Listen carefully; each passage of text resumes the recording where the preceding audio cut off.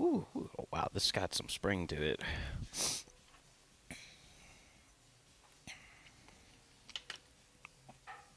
All right. Hello. Welcome back. We are here with episode 16 of Marvels of Audio. Today is sometime in April. This week has been blended together. Past 2 weeks, it felt like four. Uh, Before we jump into anything, we're going to be breaking one of our golden rules here today. One of my golden rules is I try my best to never ever swear or say no words. We are going to be breaking that rule. Uh, in context to talk about one of the comics today. It's a comic I very closely relate to. So, forewarning, if no words is no for you. But we're gonna do our usual little announcements here. I'm gonna jump into everything. I want to open up with a quote. But instead of a quote from someone, I also want to reference a lyric from one of the songs we're going to be talking about today from the band. It goes along like this: When I finally catch an easy day, at least I know my bill is paid. And that's from the song Advil, which is my favorite song by the band. Postcards. Talk about postcards. Talked about them a little bit before on the episode. Been wanting to do this episode for a long time. Like I said, we're kind of in our spring cleaning part of the season where stuff I've been working on for a while. I'm finally finishing up to a quality I want to get put out. This is the postcards episode. It's finally here. I'm really excited for it. I was a little nervous on the drive here, just because I was like, oh man, what if I mess it up? What if I mess it up? And it's like I've messed up every episode we recorded so far, and it's turned out pretty all right. So I'm pretty confident this will turn out all right. So that's the band we're talking about today. We're not talking about a specific album, though. Most of the songs are from their most recent album, which I just like to call Blood Ass, which is peace, love, American Dream, everything in between. Very long album. Very long album title. And then the comic we're talking about today is going to be I Was Born to Work Retail, or just to abbreviate it, BTRW, or Born to Work Retail is how I'll reference it moving forward. But before we get into any of that, Remix Audio Bar. That's where we're recording. North Guadalupe Street, 222, 222s. Open every day from Wednesday to Saturday. I don't know why I'm forgetting things like it's my first day on Earth. But it's Friday as we record these episodes live Friday here in the little booth next to where all the coffee's made every Friday, 6 to 10 p.m. Dinner services, ramen bowls, chicken yakitori, onigiri, and a plethora of drinks and teas. 7 to 10 at Cakes Cafe where I bartend. I do an open mic. I bartend for the open mic. It's ran by Josh Creeler and Big Smiles. I always tell people it's a beginner level open mic. So if you're looking for a crowd that's, very easy to share your creations or art or sound or whatever it is you want to put out into the world, it's a great place to start. Because I know doing open mics for 5 years now, it can be pretty intimidating if you go to like much bigger open mic scenes where it's got lots of people, feels like a crowd, feels like a show. I can understand how stressful that can be. But that's at Cakes Cafe every Wednesday, 7 to 10. And with that, I believe that's everything we have to yell out to the world. All right. So, I want to start with the comic first today. Born to Work Retail. We're going to be following the first arc, which is I like to call the Jenny chapter, where we follow. Born to Work Retail is this little series by online artist, PEARGOR, originally was going to get signed up for a Webtoon original. They didn't. They backed out because they saw some things that they didn't like in it after much discussion. God bless their soul. I'm so happy that they didn't sign with Webtoon. So they continued the comic as an independent project. And I personally think it's the best decision that they have made for it. PEARGOR's comic Born to Work Retail follows these three people: Tommy, Jenny, and I always forget the chick with the black hair's name. I feel bad. I even have it written down here in my notebook. Chick with the black hair, because I couldn't remember her name at the time of writing this script, and I was too lazy to look it up. But that's okay. We're not going to be talking about those two. We're going to be focusing on just solely on Jenny today. And we're going to be focusing on one specific little chapter of the entire Jenny chapter. This episode's not going to be as analytical as most episodes are. It's going to be more, how would I say? It's going to be a bit like episode 1, where I talk more about myself. You get to know me a little more. And I talk about my interpretations of the comic and the songs we discussed today. By no means would I say about these songs or comics, you should take it as like, oh, that's canon, that's canonical. It's a headcanon. It's interpretation. No, don't do that. That's weird. You're weirding me out. But now that we put that forewarning out as well, lots of warnings this episode. There's the one chapter we're going to be discussing is a little flashback scene that really struck home to me when I first read it. It's Jenny when she was still in high school and struggling to get by with her studies and stuff. She's like, I don't know what's going on. Why is it so hard to study? Why is it so hard to do stuff? She gets diagnosed with dyslexia. She gets pulled in to her principal's office with her dad. And at a very early age, I think I was in 5th grade, I was diagnosed with ADHD. So my parents started giving me these pills. And, you know, being a dumb kid in 5th grade, I just look at these pills and I was like, I don't know. Doctor just says it'll make me smarter. That's what he said. And I took that stuff all the way up until 11th grade. Actually, no, not even 11th grade. I stopped taking them around 10th grade. And even then, my ADHD was, how would I say it? Weird in a sense that even the medicine didn't do much. I can't remember the exact dosage, but you get the idea here. Dyslexia, ADHD, they're learning disabilities. But Jenny gets called into her office with her dad, and the principal's going like, your daughter has dyslexia. There's all these things we can do to help her keep up with her education and stuff. And then her dad goes to say a word I am very familiar with throughout most of my childhood. And he goes to say, quote, word for word, I raised no retard. My daughter's no retard. And hearing those words just absolutely destroys Jenny. And essentially she goes into this whole stage of grief, of denial throughout this entire chapter of her dad, her friends, and she just blames everything on being dyslexic. Not exactly blames, but she's just like, oh, it's okay if I can get away with this. Oh, it's okay if I'm doing this because I'm dyslexic.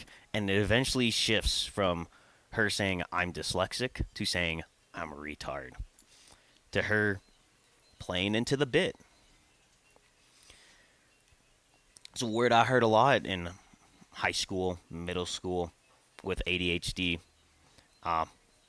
It was so hard. It was really hard to pay attention, really hard to do any reading. It's really hard to give a shit about anything. And that was especially prevalent when I transferred from middle school to a charter school.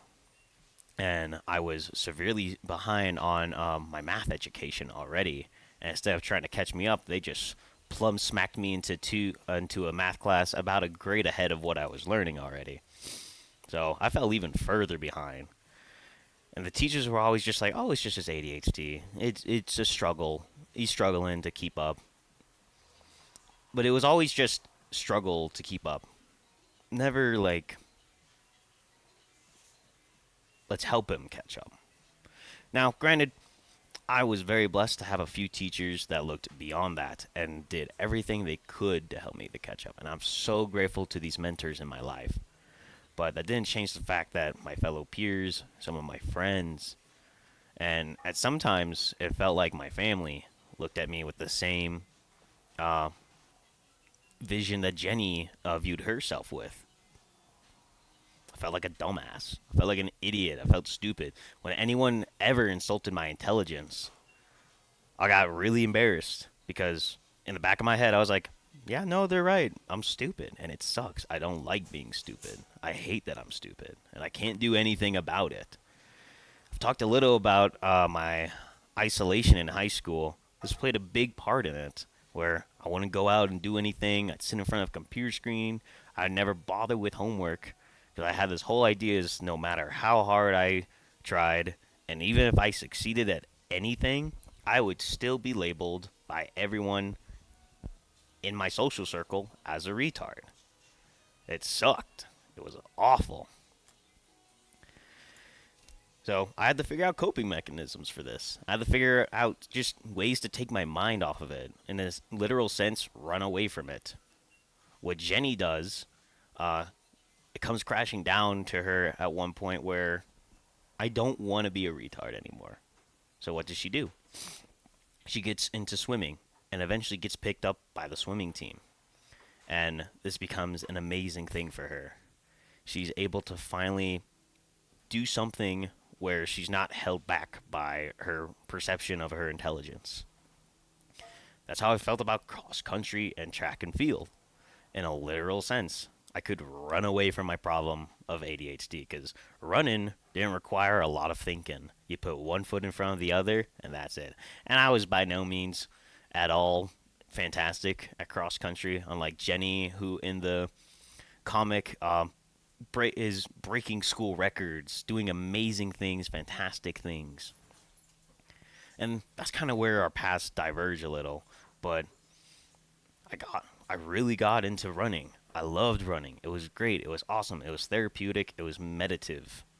I could just for a good 30 minutes to an hour just run, and not care about anything every day for an hour. It was fantastic. It was nice. But I didn't change the fact that deep down, that stuff was still there. I was just putting it under the rug. And, that pile under the rug eventually gets so big, you have to do something about it. And I didn't change the fact that even though I was getting a little happier, I still was playing into the bid. You play into when you're a kid, like in high school or middle school, and you play into this like persona or whatever. You kind of just start doing it subconsciously after you do it for a while. It got to a point where rather than being embarrassed about my intelligence, I'd turn the other cheek when someone called me an idiot or a dumbass. I'd just be like, aha, yeah, no, I'm the stupid guy. I was the butt of every joke. It sucked. And I kind of the same thing with Jenny. To cope, before the swimming team, to cope, she would ditch class all the time to go see her counselor, or ditch class to just play games on her phone for hours on end in the bathroom. She would use her dyslexia to get advantages or whatever she wanted in class, like extensions, extra time on tests, and such. She was like, it's her taking advantage of it, but not for the reason she should be taking advantage of it for. Not because I need this, just because I want everyone to know what I am. I'm a little bit opposite of that. I tried my best to hide myself from all that. I didn't want anyone knowing about my ADHD. Anyone ever found out about it, I'd make it very clear, very present, that it's been nothing but detrimental, and it's been nothing but a burden for me. And I still partially feel that to this day. I don't think there's a single thing ADHD has done to benefit me. I cannot. I can name you a million things that I've done because of a dumb ADHD intrusive thought just popping into my head. And it's just like, I can't believe I did that. That's so stupid. But after that flashback, we cut to this flashback's going along while there's the main storyline of Jenny, kind of in a sense, trying to find some purpose of what she wants to do along the story. With the swimming too, joining the swimming team. There's a reason for that. She loves fish. She loves aquatic animals. There's even a scene where there's a carnival pet owner that's giving out her fish for as prizes. Jenny does a delivery to her, and she's like, "Oh, I don't care." And Jenny says, "You should take better care of these animals. They're incredible. They're sweet. They're precious." And that little word, that little phrase, sentence, kind of just sticks somewhere in the back of that worker's head. And then they're like, "Well, you can give your shot at getting one." So Jenny does the little game, takes home a fish, and the owner's like, "This is their name. You do this every week, do this every month. Make sure you check on this every day." Gets super passionate about it. And then later on in the series, we see her finally working as a pet keeper for this little country club. She's finally taking steps into pursuing her passion. She's found where she wants to be. After, getting burnt out or giving up, she finds that again later on in life. It's nice. It ends horribly, but we're not going to talk about that. But it's that one moment that strikes Jenny that kind of sends her into, I don't want to quite say panic attacks, but she just gets lost in thought a lot, kind of trying to confront with what I believe is her past self, this unresolved trauma or just BS from high school of being dyslexic, being called a retard her entire childhood, essentially. And there's a whole big climax with the store they work in locks down, bunch of crazy stuff happens. Everyone's losing it. But after that, Jenny gets her friend Tommy. She's like, "Let's go to the river." Hands him a timer. It's like, "I'm going to swim to that river and to the back." Her best time in the comic when she was in high school, I believe, was either like 21 seconds or 19 seconds, somewhere around that. Asked Tommy to keep a timer. She swims to the river and to the back, which is about what she says should be the same length as a pool that for racing, swim races. And Jenny's like, "What's the time? I know I beat my record. And then Tommy goes, 49 seconds. You did nothing."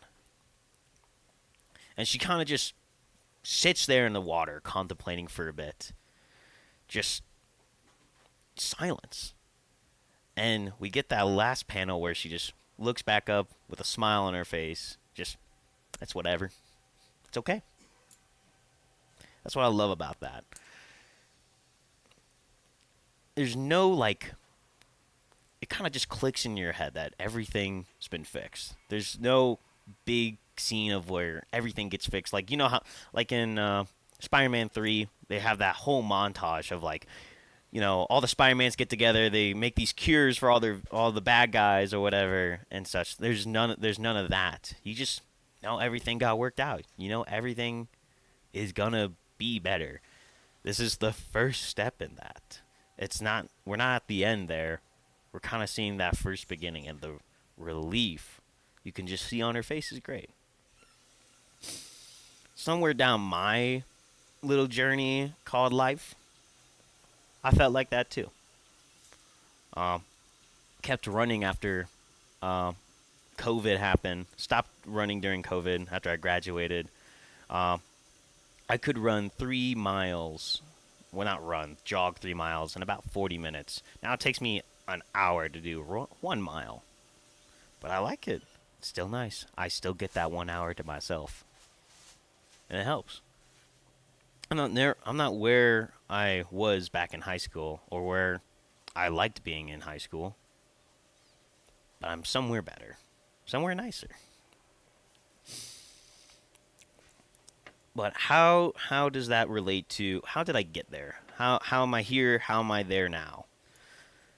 We're gonna start off with the single. Well, not the single, but it's the first song I heard by Postcards called Advil. And the chorus follows along like this: It's not easy being this stupid. I make it look easy, but I've been training my whole life for this. I like to tell people this is my theme song. It's got a really catchy tune. It's really nice. It's really cool. It goes nowhere. It's such a drifting song, but I adore it. It's one of my favorite songs of all time. Because in an idea, my interpretation of Advil when I first heard it was it's not it. That's true. It's not easy being stupid. It's not. I know that. I want to say just as well as anyone else who's ever been like on the bottom of the barrel of school and actually did give a shit trying to do school. But the the message I got from Advil was you have this guy who's just not all there and is pretty okay with it. Uh, that quote I gave earlier is actually a line from that song, Advil. Uh, I rest knowing my bill's been paid. That's how I feel, honestly. I don't let my ADHD or my worries about being interpreted or people knowing about it get in the way of just doing it. It's hard, it sucks, it gets in the way every day of whatever I'm doing. From basic menial tasks as a writing, working, or when I'm on the job, pouring drinks, making coffees, cooking food. It's there, it's getting in the way, it's making shit tougher. But I clock out, I take my tips home for the day, I get undressed, put on some sweatpants and a shirt, I sit down at my desktop, and I'm like, I did great today. I got through today. It's amazing. That's my day-to-day life, and it's nice. I adore it. I wouldn't change it. It's not gonna be like that forever, but that's where I'm at right now. And there's of course all the stuff, in between from the start of the day to the end of the day, but that's not the point I'm trying to get across with this song. It's something completely else. Now I said I would be opening up a little bit about myself, not just about my ADHD, but more in preference to my high school life. I've talked a little bit about myself before, or well, I say high school life, but kind of like my life entering from high school into my first years of being an adult, entering the world of adulthood. Wow, jobs, taxes, finances. What does all that mean? What the hell's a resume? That's something I had no idea was a thing until I got out of high school, until I graduated. But somewhere along that way, as I've mentioned before, I'm a writer. That's why I write scripts. I do a lot of poetry. I have a comic I've been working on forever. I say forever, but around the time of high school, about 3, 4 months after I graduated, I got super burnt out on writing. I got super burnt out on writing anything. I didn't touch a pencil for almost 2 years. I didn't want to do anything with writing because I put in so much work, and what felt like just a pipe dream felt like it wasn't going to go anywhere. I was like, what is the purpose of making this story if I can't even get one person to read it? So I gave up. I stopped. Stopped writing it. Um, and then somewhere down the road, it kind of just landed back in my lap. Got a pen in my hand one day, and I'm writing in a notebook again. I don't know how it happened. I don't know when it happened, but it just eventually happened. It, entering out of leaving high school, graduating, going into the pandemic, lockdowns happening, and then all that opening back up again. I had no idea what the hell to do. I had no idea what I was gonna do.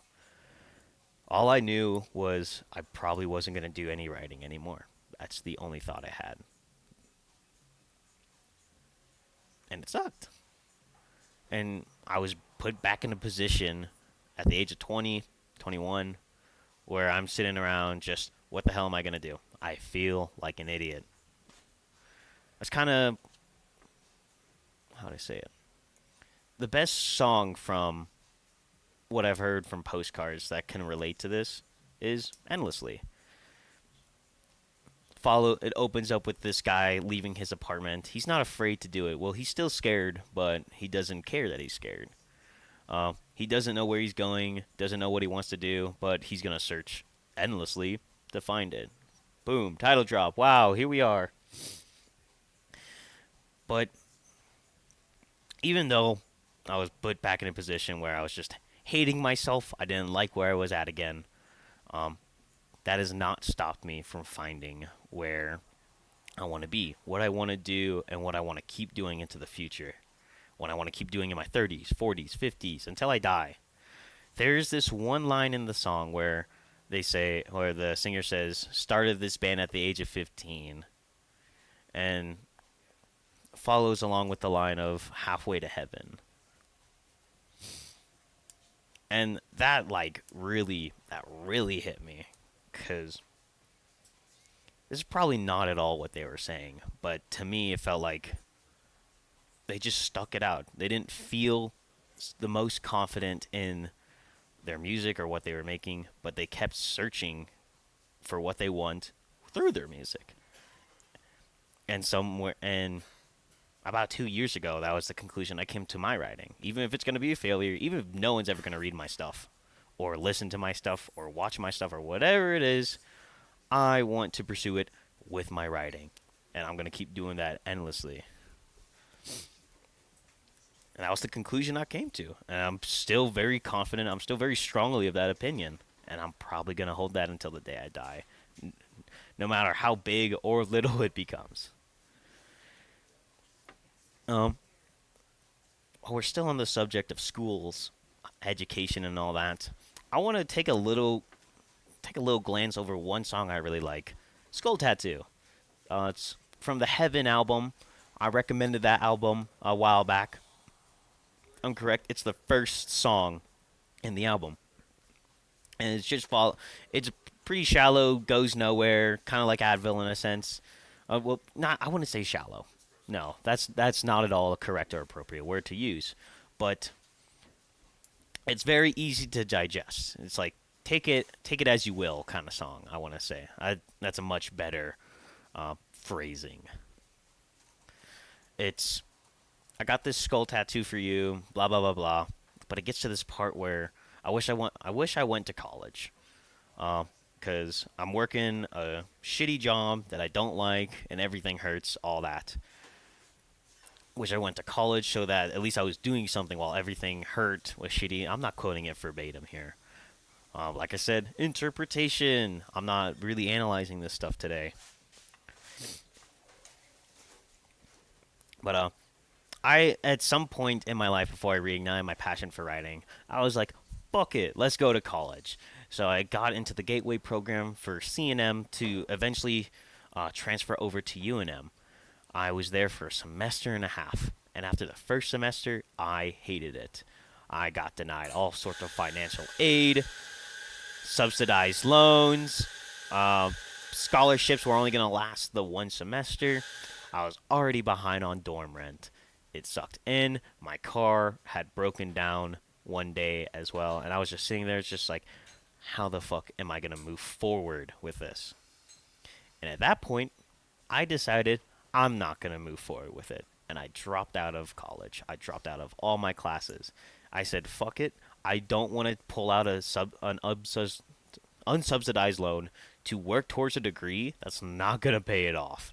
It's not worth it. I took a gamble on myself. And I, hands down, tell everyone this. The smartest decision I ever made was probably dropping out of college, because I'm so much happier and I am not in debt. It's great. It's awesome. I never thought such an achievement in my life would be telling people I'm not in debt. It's awesome. But yeah, no. Fuck college. It's not for me. If you're a guy that like lives and thrives in education and all that, go for it. I'm happy for you. But no, I'm not going to go for a journalism degree. That's never going to pay it off. But I want to before we get to how would I say? Ba, ba, ba, ba, ba. Hang on. I had a list here of songs to talk in order, and I have, with the first song, Advil, I have already broken that order. But, this is why we always keep the notebook on us. The last song I want to talk about is Lookin' Tough, which is also from the, I'm just going to call it the American Dream album. Moving. Pledas is a little too goofy to say. I love it. I quote it all the time as the Pledas album, but we'll just call it the American Dream album, which is also funny because that's an album. That's another album we'll be talking about later in the series, not this episode.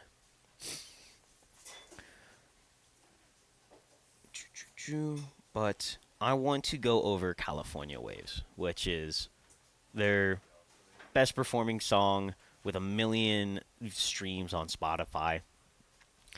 It's a pretty everywhere song. It goes over a lot of stuff. But what I garnered from this song is a couple that are extremely passionate about their relationship. They absolutely adore each other. They're loving it. But it's just not working out. They're holding each other back. They have conversations that just don't work out or get nowhere, which kind of results in essentially, from the perspective of what we're following, I like to think it's the guy saying, all these conversations are just nothing, and I end up kissing the concrete. It's like I'm banging my head against the floor, keep tripping on myself. And I keep doing it. I keep doing it because it's what I love doing. I love this relationship.